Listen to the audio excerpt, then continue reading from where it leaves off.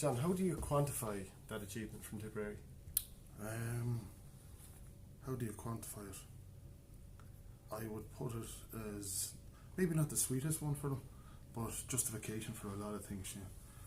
If you look back over the decade, they would have felt that they were good enough for 2 in a row, didn't do it, but finishing with 3 All-Ireland titles in the 2010s, and 3 of them come against Kilkenny.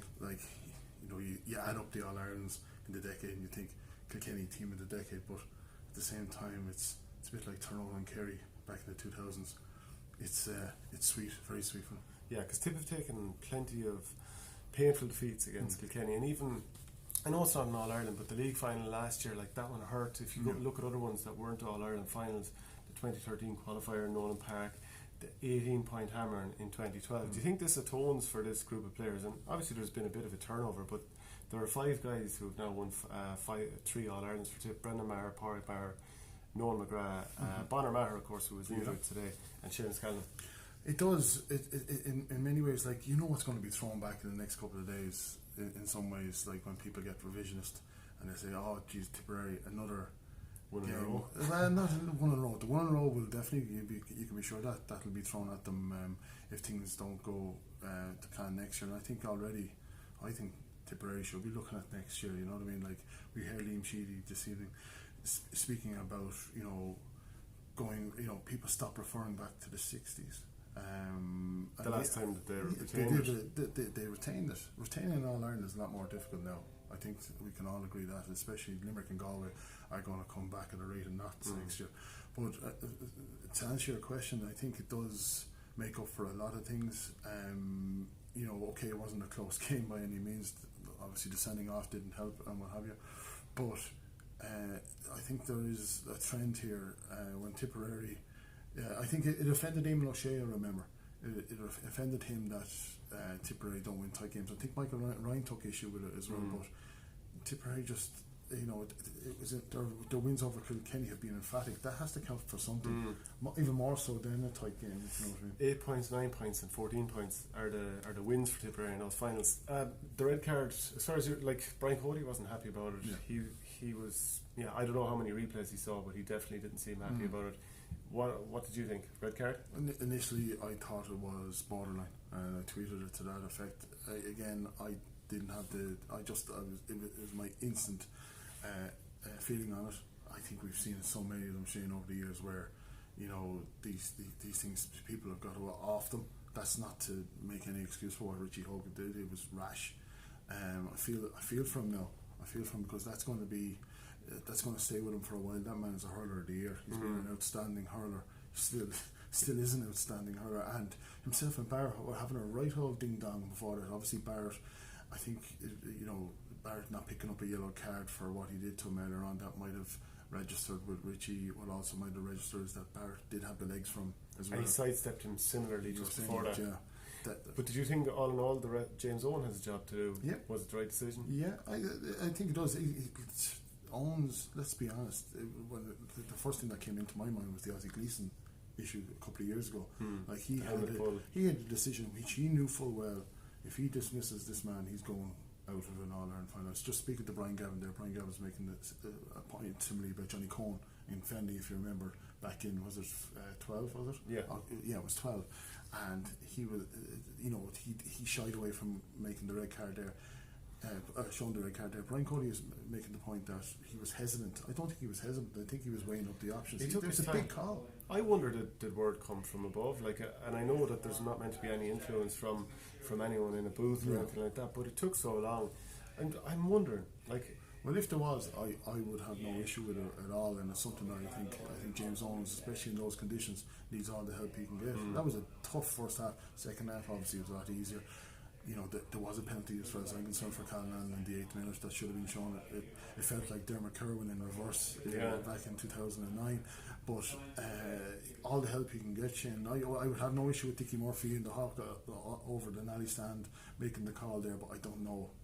We hear about all these things. We know that they are all in touch with each other via radio, but that looked to be a Johnny Murphy call. And when you think about it, Kilkenny had John Donnelly performing well up front, got 3 points. TJ Reid got a lot of ball in his hand, knocked over his frees, obviously, was pretty good, bar one wide. I'd give him a 7.5, 8 out of 10. Yeah. But other than that, there just wasn't enough happening from other players. No. The midfield was substituted off. No, I think that was I think Noel McGrath, the experience of Noel McGrath today shone through. Like, there was questions. I remember speaking to Declan Fanning about this earlier in the year. There were questions about putting Noel there and whether he would have the legs from midfield. Yeah. But you look at it, Cillian Buckley is clearly not match fit. There was risks there. Like, obviously, you might have seen that Bubbles O'Dwyer picked up an injury before in the warm up, and that obviously he, just like the Wexford game, he took a while to get going. But as far as I can say, McGrath's experience told. Michael Breen didn't have a bad game at all. Probably had his best game in a while. But against Brown, there was an experience from Brown. And against Buckley, there was a lack of match fitness, and I think that was exploited by McGrath. I think that was a big mistake from Brian Cody to not put Conor Brown on Noel McGrath, because he's physically very good, he's fast, he's athletic, and I think if Conor Brown was told go out and just stand on Noel McGrath all game like he did on Keane Lynch, that Noel McGrath isn't as lively and pacey. Now he's very, very strong. We saw at one stage, was it John Donnelly came in to bury him, and John Donnelly ended up took a while for Donnelly to recover after that. But so what I'm saying is Cillian Buckley, he's not fully match fit after being out for so long. Putting him on Noel McGrath and letting Conor Brown go on Michael Breen, it didn't add up for me, and I think it was a mistake from Cody. That's his engine room, and obviously he's had to shift it. I think there's more balance to their backline this year. Obviously we knew Walsh and Deegan were in the full back line last year, and they were fighting fires there. We're seeing a little bit more from them this year, Walsh and Deegan on that line. Fogarty obviously after the first half against Cork moved back there and has looked good since, but perhaps Fogarty was a man in there. I take your point about Brown and McGrath. I think it was a case of surrendering or sacrificing your own game to take McGrath over, because he is the orchestrator. He's an all-star, no? Yeah. Let's be honest about it, he's an all-star. Just mentioning I mentioned the Wexford game, there's so many echoes of the Wexford game today for me. Like, you look at the Tipperary bench, 4 points last day, 5 points today. You look at the Brian Hogan issue with the Hawkeye. Jesus, I was talking to Ken there. Ken is looking for answers anyway to see what's the issue there. Is the hand getting detected as well? Because surely he can't just kind of recognise that the ball only and separate it from the hand. There's definitely questions. There's definitely questions to answer regarding that, especially when you look at the graphic. Yeah. So the ball looked like it travelled over the net. Like, Brian Hogan has long arms, but he doesn't have arms. But there were so many echoes. Like, Tipperary starting poorly. Sheedy said it. Obviously, he detected it in training during the week that they were a little bit off. If you looked at them in the warm up as well, there was a few balls going astray as well, like that. Probably had nervous with some of the younger boys, but like Barry Heflin today, Seamus Kennedy, you mentioned John Donnelly there. Obviously, Pádraig Maher was pushed onto Wally Welch, and it did very well on him there. Obviously, he got the ball, set up Kennedy for O'Mara for the first goal. But Donnelly and Kennedy was we mentioned Ding Dong battle. That was a huge battle in the sense that Kennedy, he was making a couple of mistakes here and there, and yet he was putting in some beautiful ball and took 2 points himself.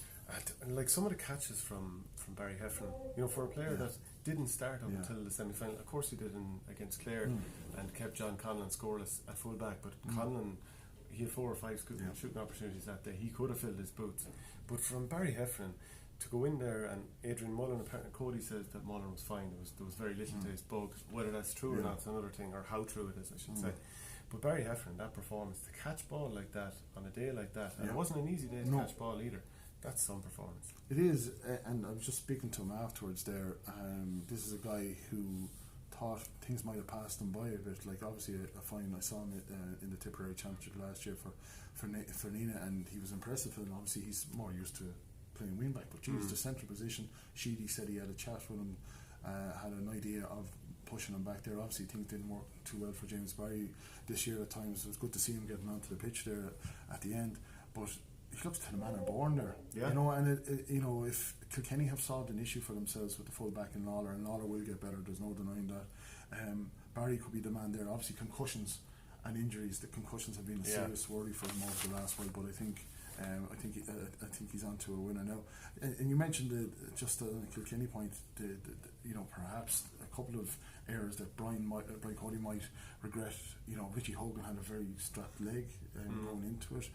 Again, whether the Adrian Mullen thing, we just don't know. I think there was a bit of smoke with the fire there, and Killian Buckley, the match fitness is there. Like that, those 3 injuries, like we're all realists. We know that the 15 going out aren't going to be all 100%, but maybe there was too many risks going into it. Maybe he felt he had to do it when he had 6 guys who'd never played in All-Ireland before. Well, that's a very fair point, and the fact that he hasn't been using the bench as much. We always know that with Brian, that when things aren't going well, he prefers to give guys a full game, as he says, in the league and things like that. But I think next year he will trust his team a little bit more. This year, I'd say he couldn't do that. Like with TJ Reid playing centre forward and being marked by Brendan Maher, like that's a tough task for Brendan. But with Kilkenny, there's a feeling that everything is going to go more or less down the centre, because they need to hit Reid as often as possible. Whereas Kilkenny or Tipperary, with so many different scorers, some of whom were finding it very tough in the first half. Paul Murphy was all over Jason Ford, for example. Tipperary have a bit more of a spread of where they can put the ball, and I think that was reflected in the amount of scoring chances from play. Tipperary had 36 scoring attempts from play. Kilkenny had 18. Like the word I'm using tomorrow about Tipp, I should have said Kilkenny, in that second half was agricultural. It just felt so one-dimensional in the ball that they were putting up there. And like, did they not see the Wexford game? Did they not see how good Ronan Maher was? Did they not see how good Barry Heffernan was in the air? That's the one thing about Tipperary now. They have fielders there. It was a question for years. Primary ball winners. Barry Heffernan, it was like the Cyril Farrell was like nuts to a monkey in many ways. Ronan Maher there in the running for man of the match for a second year in a row, for a second game in a row, I should say. And if it wasn't for Shamie Callanan and the feat that he has accomplished this summer, you would say that Ronan Maher could be Pip and Brendan Maher as the next best Tipperary hurler this season. And you're part of the All-Star committee in terms of picking hurler of the year and the All-Stars. I'm not picking hurler of the year. We picked the nominations. Yeah, the nominations. Yeah. I know it's a bit early after the game. I know you do like to court controversy. Sure. Who do you see as being up there? Like, whose names will you be looking at? Because there are a lot of people involved. So if you're looking at outside the two teams today, you're looking at you're looking at Sean Finn, aren't you, for Limerick? Patrick Horgan is just nailed in. There's no denying that. Galan will go close in ways too, but did anybody lose their All-Stars today? Maybe 1 or 2 on the Kilkenny side. Yeah. They were probably coming in with about 4 or 5. Adrian Mullen will still probably be young here. There's no denying that. That man deserves it. Jake Morris could do something at the next weekend and whatever, but probably hasn't seen enough. Hasn't started enough in Croke Park, whereas Mullen had. Goalkeeper, I think Brian Hogan has been solid enough all year. Murphy, without a shadow of a doubt, is the best goalkeeper in the country. Yeah. But Hogan has been superb, didn't do anything wrong. I think a 4 clean sheet this summer today. That's pretty impressive. Murphy, I wouldn't blame him for too many of the goals today. I think he was blindsided blinded by for the O'Mara goal. Then you're looking at the inside, like the 3 Mars. Obviously, Paddy was very good today. Probably gave one of his best performances for Tipp since the Munster Championship, as far as I'm concerned. Brendan's a sort, Ronan's a sort, as far as I'm concerned. Noel McGrath's a sort. Then you're looking in Shamie Callanan, obviously, and then it's a question of who, they're borderlines. And after that, TJ is nailed on. Fenley will go very close. Pádraig Walsh will go very close too. And Seamus Callanan, like, he seems. Surely he'll be nailed on for hurler of the year. You would think so. Fourth time being nominated, you'd imagine. Yeah, like I'm not all big into this. I felt when Carl Lacey won Footballer of the Year a few back in 2012, it was a bit of a career award in a way. I think Colin McFadden played better that year for Donegal, but it's not just a Callanan. He has made interventions. Huge interventions, like 1-2, like scoring 1-1, and obviously setting up the goal for it. Beautiful the way he set the goal up for O'Dwyer there. But he's made huge interventions. If you think in the Wexford game, coming out to the half-forward line on winning primary ball like that, as you say, 3-time nomination. I think it's about time he got it. And I don't think if he's up against TJ Reid, if he's up against another Tipperary player, I don't think any another Tipperary player, maybe even Patrick Horgan might get the 3rd spot. I don't think anybody would give out too much about it. It's obviously, I think the players, ever since a couple of controversies a couple of years ago, it's a proportional representation. So they pick their 1, 2, 3 from the nominations that we give them.